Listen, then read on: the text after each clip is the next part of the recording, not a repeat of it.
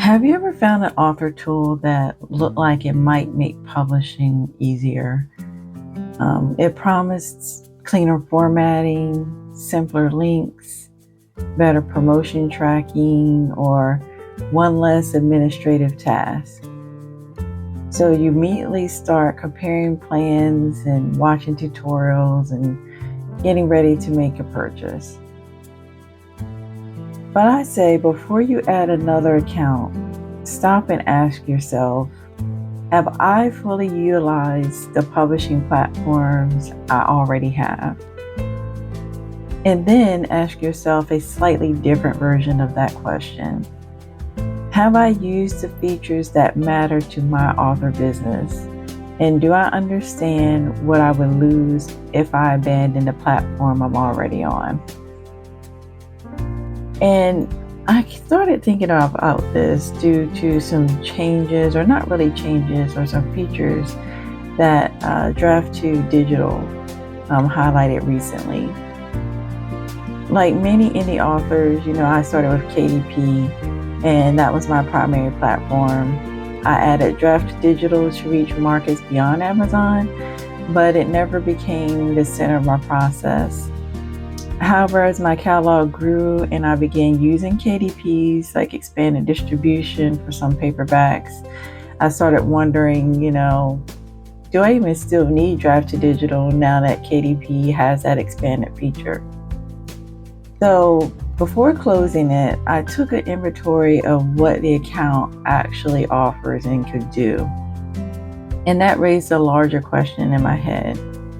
How many publishing tools are we judging without fully understanding what is already inside them? Most of us did not begin with a complete author business setup. I know I most certainly did not.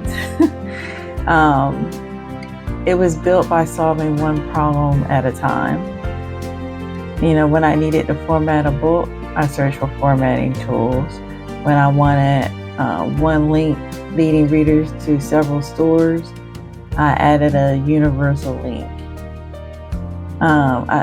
When I needed help with a promotion, a price change, collaboration, or another route to retailers and libraries, I searched for another tool. And each choice probably made sense at the time, but as my publishing process grew, the overlap became harder to see. And you may be doing the same thing. You may be paying for an included function on one platform from another platform, or updating the same information in several places, or keeping an account simply because you've always had it.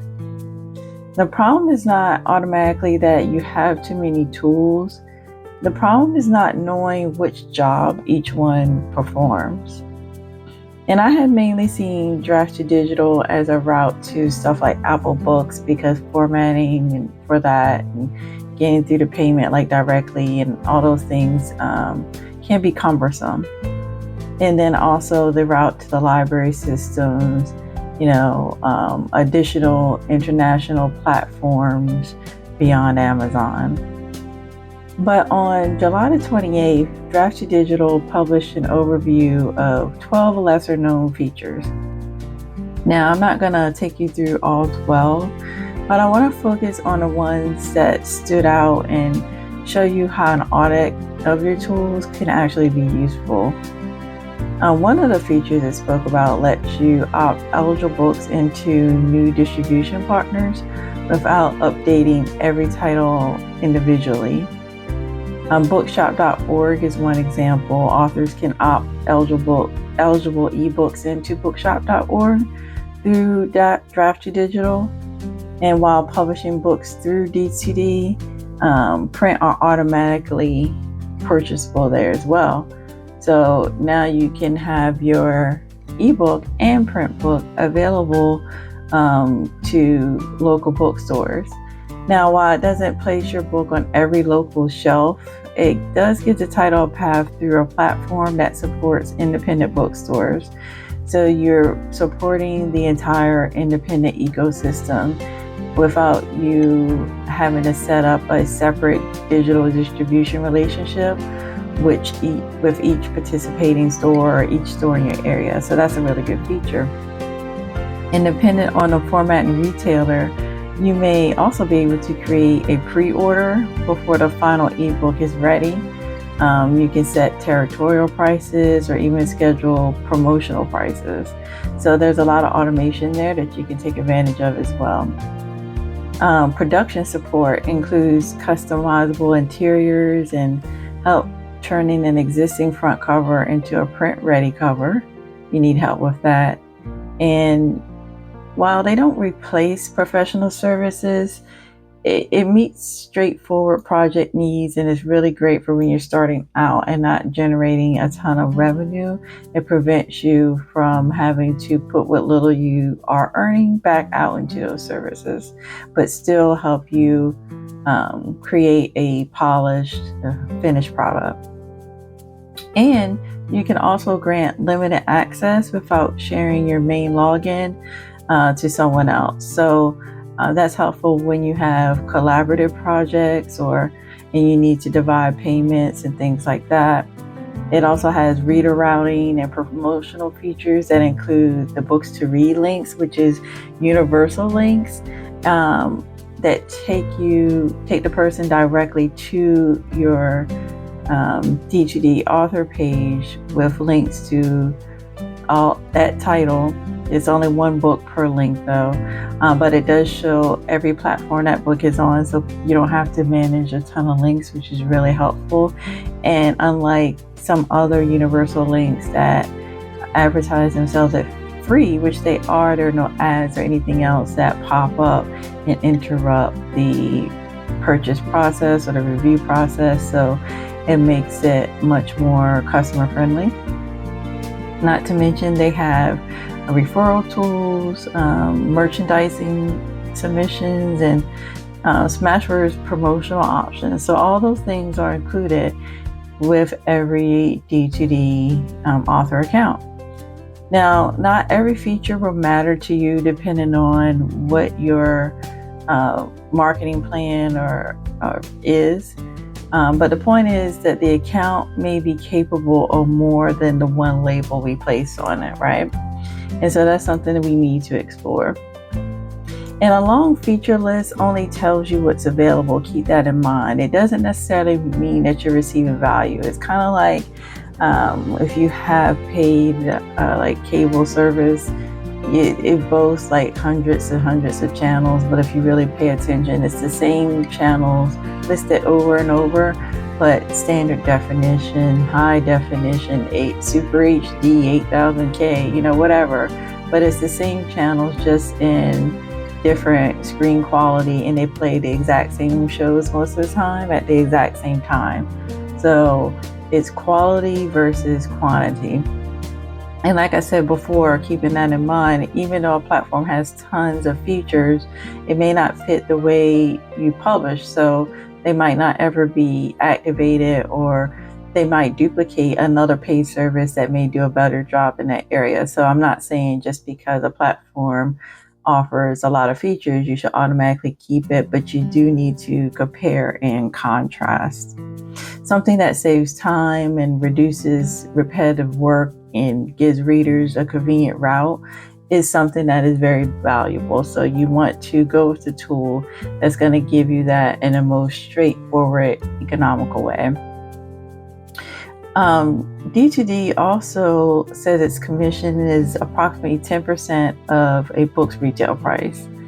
And now, recently, they started this year, there's a one-time $20 activation fee that applies to new publishing accounts. I've had my account since last year, so I don't have to pay that fee. But anyone who is thinking about going to the platform, that is something that you would have to pay. But again, it is a one-time fee, and it's only $20. They also have a $12 maintenance fee. That fee is annual, and that is something else that just began this year.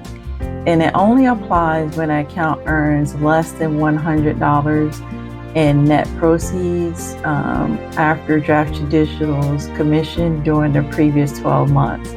So if you make less than $100 in a year, basically, then they charge you $12 annually. So if you break it down, that's only $1 a month.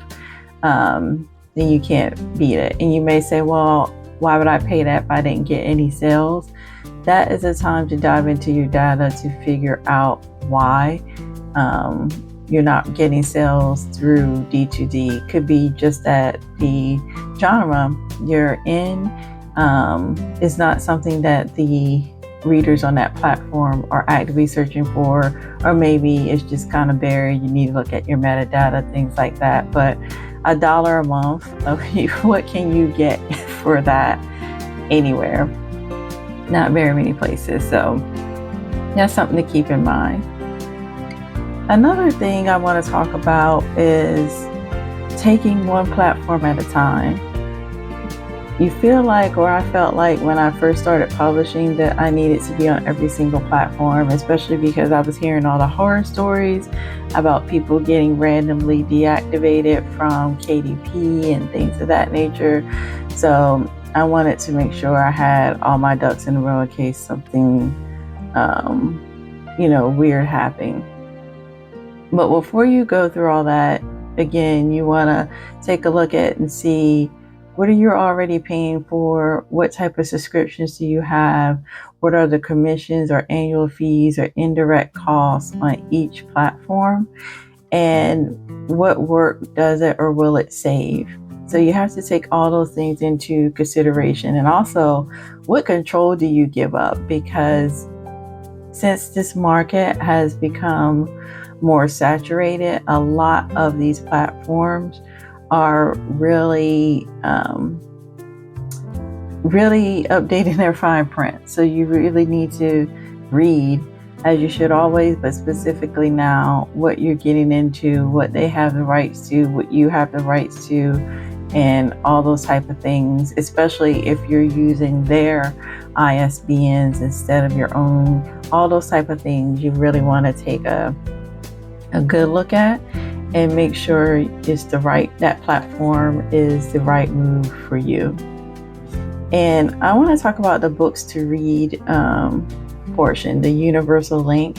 So this is a useful example from my own publishing process that I think might help put things into perspective. So through July 8th, the Books2Read link, and that's not considering any other links that I have, like direct links on author websites, so on and so forth.